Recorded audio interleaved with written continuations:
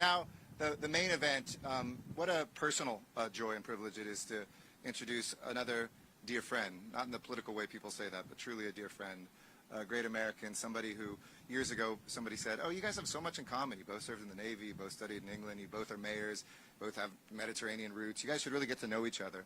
And one of the joys of my public service life has been finding in Pete Buttigieg a great American and a great human being.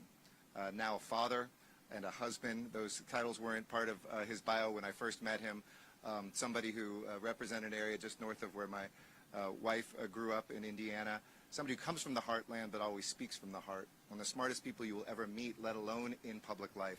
And I got to say, while our president and this entire administration deserves credit for saving Christmas, this is a man who saved Christmas. And en español, este secretario salvaron la Navidad. Es mi placer introducir, it's my pleasure to introduce our nation's Secretary of Transportation and a dear friend of Los Angeles and all of ours, the one and only Pete Buttigieg. Well, thank you very much, Mayor, for your warm welcome, for the kind words, for guiding our event right now, and for your true friendship. Mayor Garcetti is a mayor's mayor, so well respected and admired in the community of mayors. And I can tell, living and breathing his service to the people of Los Angeles for literally every day, even as we anticipate him joining the administration with the very wise choice of the president to ask him to lead the U.S.'s representation in one of our most important relationships abroad. Thrilled to be here likewise with Mayor Garcia. Thank you for hosting us. Thank you for your friendship. Thank you for your leadership. And thank you for reminding me that I wasn't the only young mayor in the ranks back when I was doing it. It's funny, we were on the boat and people were trying to get his attention and kept saying mayor, and my head still spins around to look that way, forgetting sometimes how things have changed. But during such challenging times, you and Mayor Garcetti have delivered such admirable leadership to those you serve.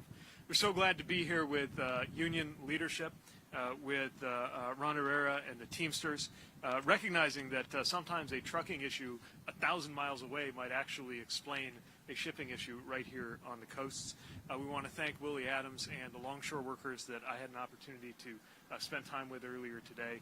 Truly the people who we have counted on in so many ways, who every single American depends on, whether you know it or not, and who very much do not have the opportunity to come to work by video conference. We appreciate everything that you've done and the sacrifices that your members have made. To Supervisors Solis and Han, thank you for your leadership. I think you demonstrate what us current or former local leaders always say, which is that where the rubber really meets the road is in local leadership, and in county leadership in particular. There is all of the challenge and very little of the glamour that goes with other roles in service, and I've so admired what you do, especially with your focus on transportation and on environmental justice. I'm delighted to be here with Secretary Kim, who is someone so widely respected in the community of transportation leaders, and I'll have a little more to say about this in a moment, but it's really remarkable the commitment that the state has made when it comes to the support and for the support for transportation in the budget. And to Representative Liu, Representative Berrigan, Representative Lowenthal, it is no exaggeration to say that thanks to your decision to support the Infrastructure Investment and Jobs Act, there will be direct and major improvements in the economic vitality and the environmental sustainability of Southern California. And we are so thankful for your leadership and for your support in that regard. And lastly, to be with the directors of the Ports of LA and Long Beach, Gene Soroka and Mario Cordero, in just the latest of our engagements. We were together virtually in July when I asked the West Coast ports and shipping and supply chain community to come together.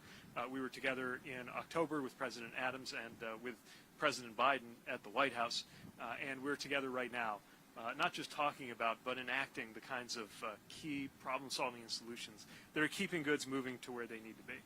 The simple reason that we're here is every gift under a tree, every piece of clothing somebody is wearing, even the devices on which these remarks will be played, chances are they came here on a container through a port like this one, on ships like these, unloaded transported by workers like those that President Adams and Ron Harara represent.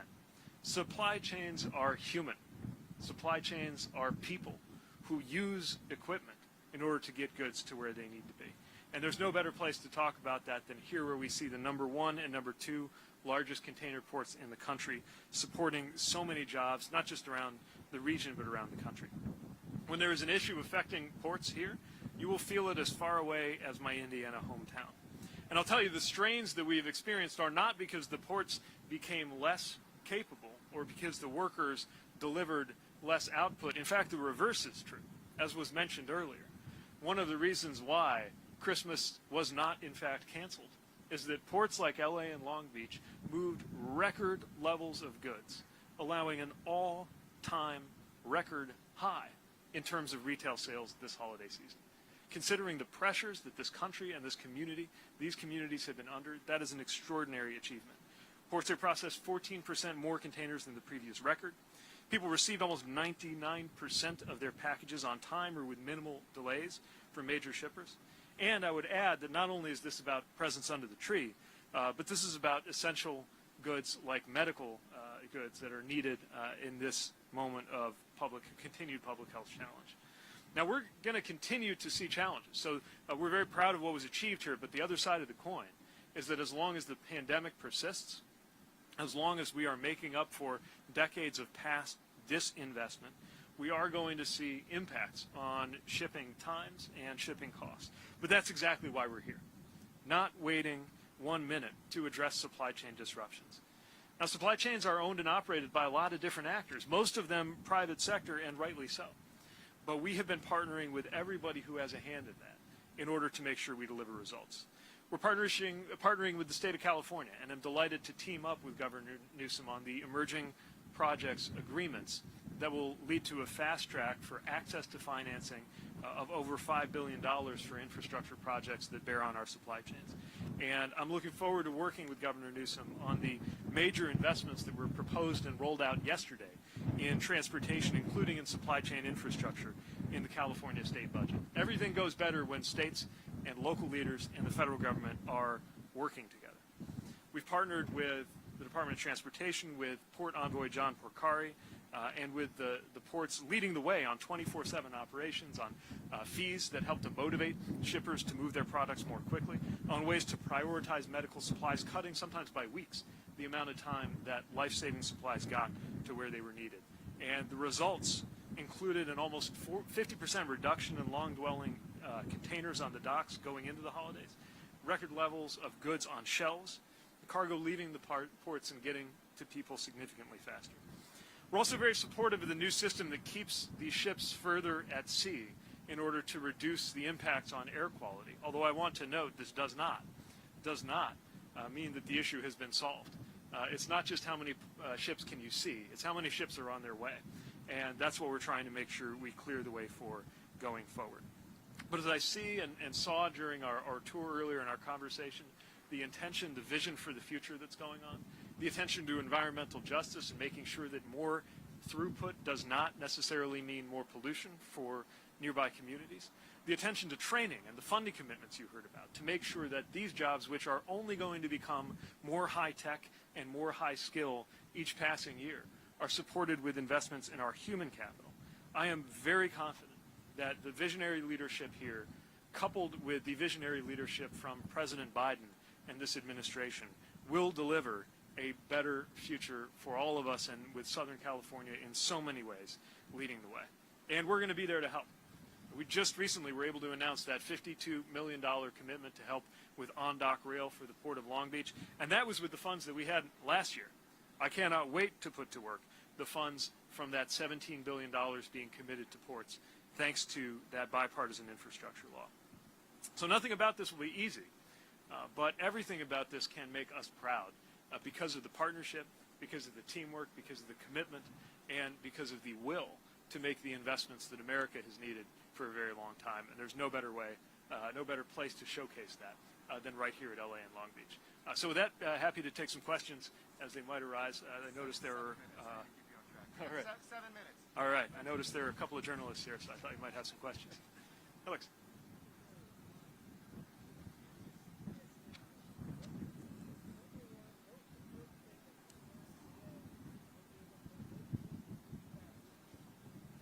Well, the number one thing is supporting the human beings who actually operate all of this. And that's true on site at the ports. That's why we've got to support things like the kind of training center and training facilities that have been discussed. But it's also why we've got to make sure that on things, again, maybe 1,000 miles inland, like a trucking issue, that we're supporting job quality and access and compensation for our truckers so that we can keep things moving. But a lot of this is about physical infrastructure. And the physical infrastructure is going to get a lot better thanks to the funds in the President's infrastructure law and the support of the leaders that you see around me.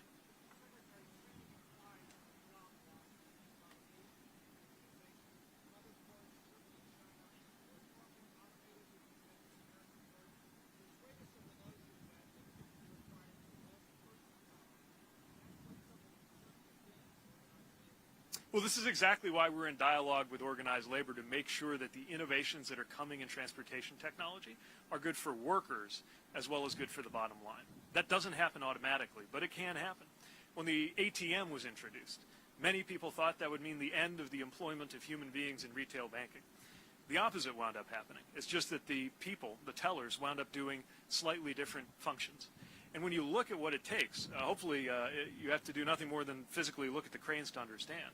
But these are very high skill and very high responsibility positions that are needed in order to operate these ports. So yes, some of the tasks associated with doing the work that the longshore workers do every day will evolve, will become sophisticated and complicated in new ways.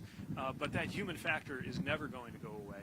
And it's very important as we look at these new technologies to assess them, first of all, to see if the automation or the other technological developments deliver on the promised efficiency gains, because they often will not.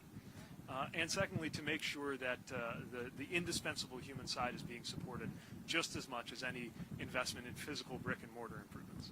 Goods moving to where they need to be, that improves the effect on prices. Anytime there's evidence of that, then that is something that requires vigorous enforcement.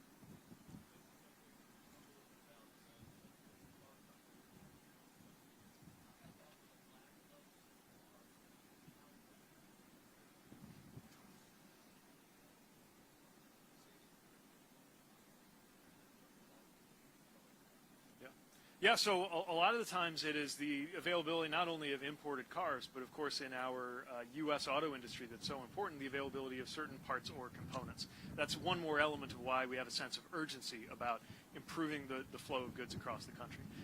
And until those bottlenecks are resolved, you're going to continue to see more issues. I will say we're less vulnerable to those issues when we onshore more things like electric vehicle battery production, and you're going to continue to see us energetically supporting that so that we are less dependent on some of those choke points going into the future, knowing that the future is largely electric. There's a set of new cars just behind the Secretary. There we go. There you go. Yeah. All right. Any other questions?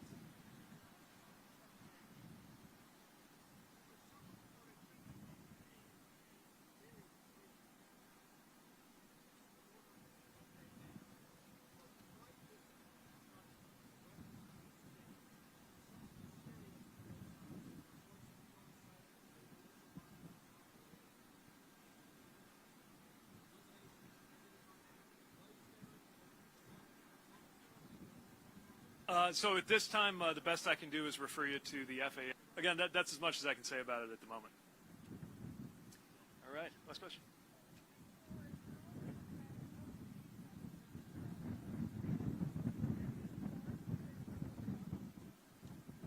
I missed the last part, sorry.